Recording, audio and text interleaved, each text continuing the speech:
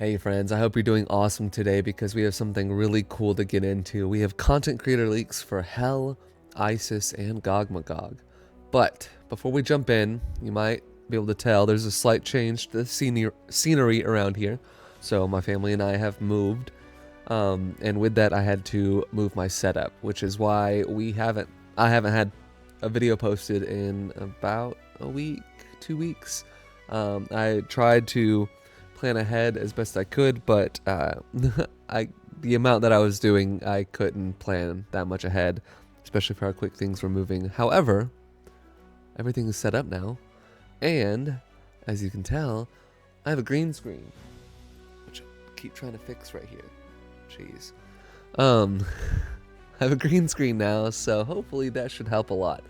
And as an kind of a update warning, I suppose, I'm actually going to be making 2 other channels. So this is going to be my main channel where I cover my main game, Godforge, because I'm just super excited about this game specifically. I'm going to make another page dedicated right now to Etheria Restart, because I've been playing that and it is super fun.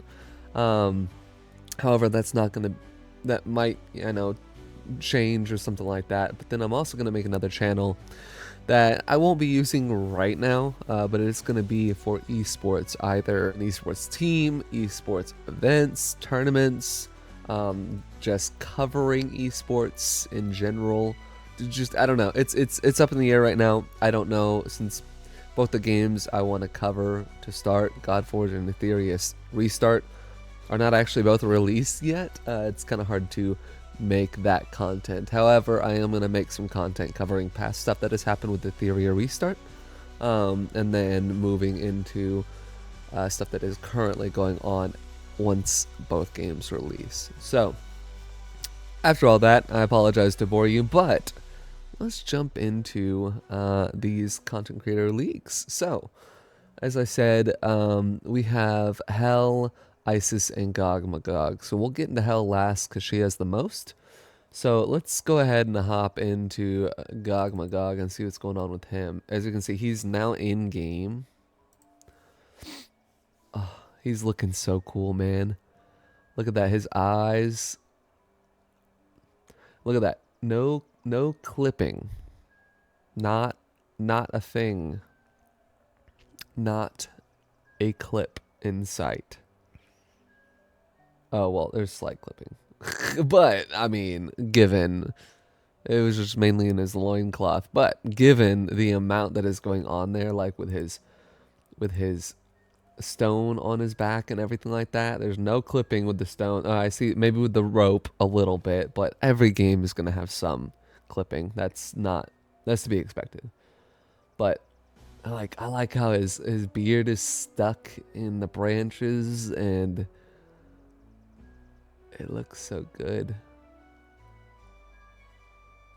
It looks so good. He looks so good. We've been seeing him for a while. We haven't seen him in game yet, so that was new, but looking spectacular. All right, so now we're gonna hop into ISIS. So we're gonna see. That's her ultimate. We don't want to see that first. Basic. We want to see her basic. This is ISIS's basic. Ooh. Attack. So ancestral appropriation. Attack. Interesting word. Interesting title. Attack one enemy for X damage with a 35% chance to steal a random buff. Then spread one random buff on this hero to all allies. Interesting. So buff spread is not an actual buff itself, but it does spread. They do spread, just according to the words of the ability. X damage, I'm assuming, depends on her damage type or what it scales off of, so attack or HP or something like that. So that's going to be determined by I don't know, deal X damage. I don't know. Let's see what the other ones say first before diving too much into that X damage aspect. It's also very early for me right now, so well, that was cool. That was interesting. I mean, it's just the basic, so I mean, she's got the little wind up, bam, and whabah. There you go. It was a little weird little turn. I don't think that's intentional. I think that's going to be gone. But it's pretty. Let's just watch it first. Whoa. All right, that one's sick. That one's sick. Let's see what it says though. The place shield on all allies, then place defense up 2 on all allies for 3 turns. Grants this hero an extra turn. Nice. Okay. On the 6th turn cooldown. Place shield on all allies. I don't know if these are actually filled out because place a shield. What does that mean? Is that like a one-time hit blocks everything, or is it based on a specific amount? I don't think those are entirely fleshed out numbers wise yet. Maybe they are. We just don't know. I don't think they would do that to us, but I don't know. We'll see. This is her ultimate. Revive all allies with 50% HP and 50% turn meter. If Horus is revived by this ability, place Radiance 2 on him for 2 turns, and it costs 1,000 initiative, I'm guessing. Okay. So, as we can see, they're focusing a lot on pairs. So Isis and Horus paired up. She'll place Radiance 2 on him for 2 turns. But it revives all allies. So that's really powerful. So I know they've been talking about, like, the podcast that I was on with them and the recent podcast that came out yesterday. They talked a lot about balance and how important it is and how ultimates are going to be kind of a counter to speed metas. I think that's a wonderful idea because you can go not brute force. It's because it's not Unga Bunga. It's not beat it on the head. However, it is just a different thing to focus on first. So you can hit hard with your ultimate first, or just be the first one to use your core or basic ability. So I think this is a really interesting aspect, and this is definitely powerful. So if all ultimates are going to be on this power level, I think it's a good counter to speed. Alright, so that X damage, like I said, I don't think all of these are entirely spelled out. Like numbers wise and everything like that, so we'll see, because we've seen like 350 times attack or something like that on others, such as Lady Jacques. So I expect to see more in-depth descriptions when either alpha comes or release comes, so we'll see.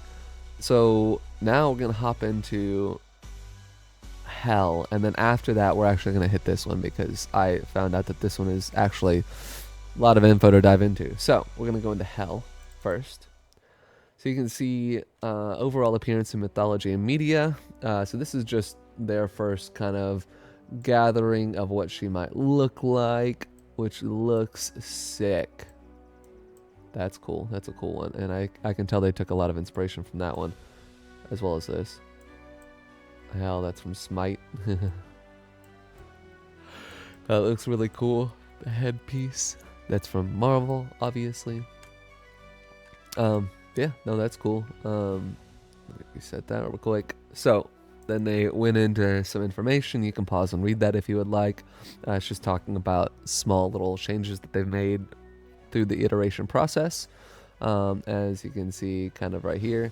So, as you can see, the different iterations they had was just like kind of a zombified look, armor piece or like helmet kind of deal, or kind of like decaying on one side, and they settled on this kind of ghostly figure on the entire side of Hell, which I think is a great take because you can see it spreading. Essentially, the thorns and crystals are heavy on that side, but they come from this side. So I think that's really cool. And now we can see her actually in game. We've seen her a couple times in game, but we're just getting a closer look.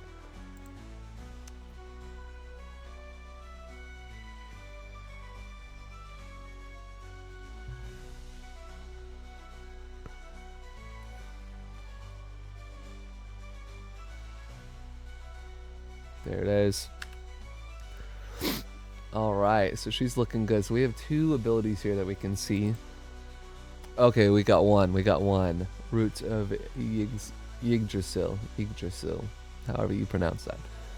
This is them mocking it up, kind of showing what it's supposed to look like from start to finish for the most part. But then you get in what this actually looks like. I want to mute myself real quick.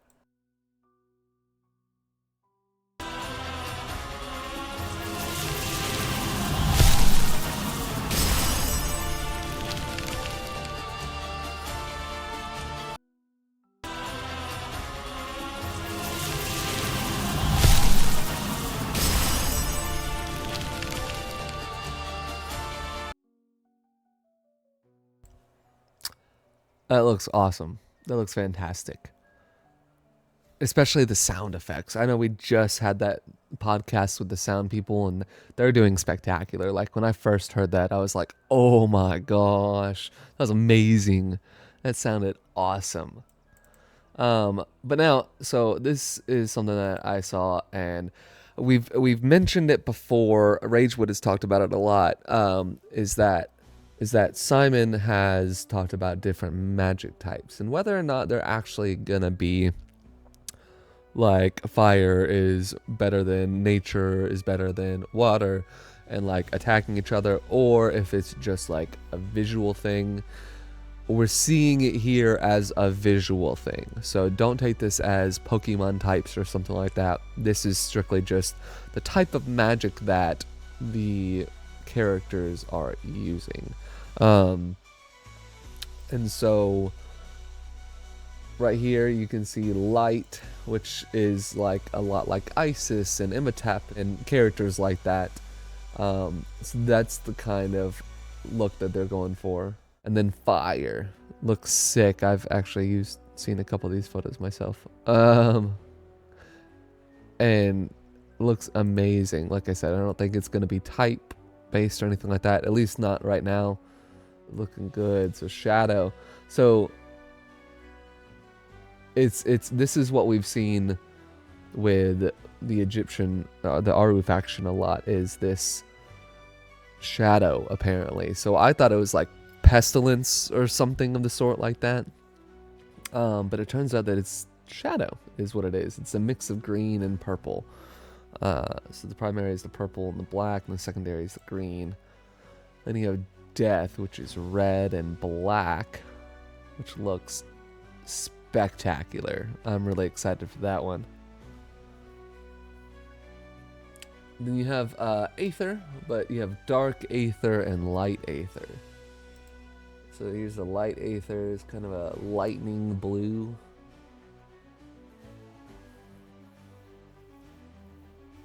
And then the Dark, which is like a dark purple, magenta type color.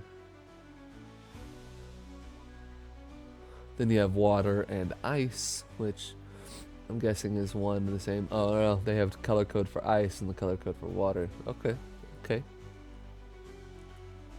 Yeah, so I saw that and I was like, that's more insight onto the whole magic aspect of it. It's not, like I said, I don't think it's going to be types or anything like that, but just the visual effects aspect of it. So we can see that Hel is Dark Aether magic because she has that purple magenta coloring to it. So it's going to be really cool to see which characters, which factions have access to which type of magic and the like. So we see like a lot of light magic in the Aru, a lot of shadow magic in the Aru. We see Aether from more magical beings, I suppose, like Hel. And we'll just have to see what else they look like. So let me know your thoughts down below in the comments on all of these looks. Let me know on the new setup, how it looks, how it sounds, if you like it, if you don't, if you would change anything, please let me know. Trying to make this as best for everyone, myself and you guys, as possible. So let me know in the comments down below what you like, what you don't like, and I will catch you in the next one. Bye.